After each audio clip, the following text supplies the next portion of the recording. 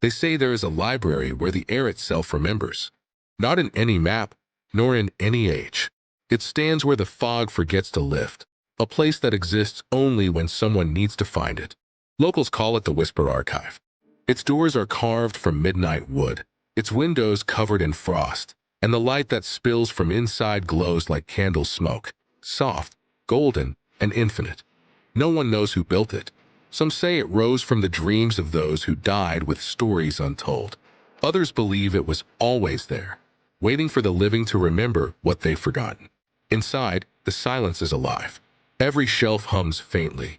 Every book breathes as though the paper itself still carries warmth. And if you stand very still, you can hear them. The whispers. Thousands of voices, speaking softly through the dust, not to be heard, but to be remembered. They say each book in the archive holds a story that never reached its ending. A letter never sent. A confession never spoken. A dream cut short by dawn.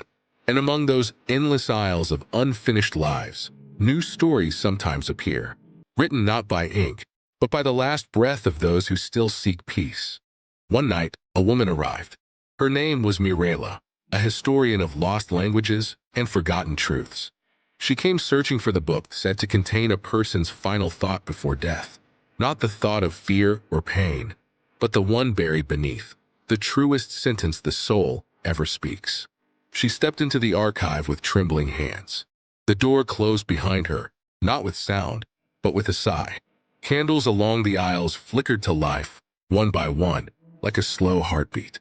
The air shimmered with something between dust and light, as if time itself were turning the pages.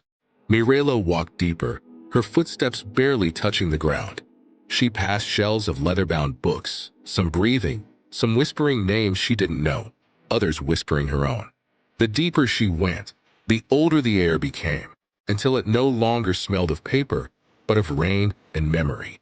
In a vast circular hall, she found a pedestal of marble, cracked by centuries, and upon it, a single book, bound in black, breathing faintly. Its cover was blank, yet mirrored her face in ripples of light. She reached out, and as her fingertips brushed the surface, a whisper rose all around her, soft, mournful, unending. You have spent your life collecting the voices of others, but never listened to your own. The room grew colder. Candles bent toward her like watchers. The book opened. Pages turned in a slow, graceful storm, each one blank. But as she stared, words began to appear, glowing faintly, written not in ink, but in breath. They weren't written to her. They were written from her. Every unspoken truth, every swallowed word, every silence she'd ever built around her heart.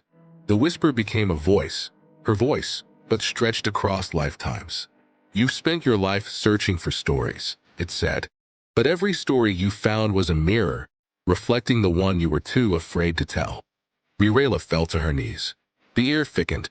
Books all around her began to open, their pages fluttering like wings, releasing thousands of faint lights that rose toward the ceiling, like souls finally remembering the sky. "Is this the end?" she whispered. The voice replied, "No. This is where endings learn to become beginnings." The book in her hands grew warm. She looked down and saw a single line appear on the last page. "The only story worth keeping is the one you live completely." As the words faded, the pages dissolved into light, not gone, but absorbed into her chest. When Mirela stepped outside, the fog had lifted. The valley was quiet.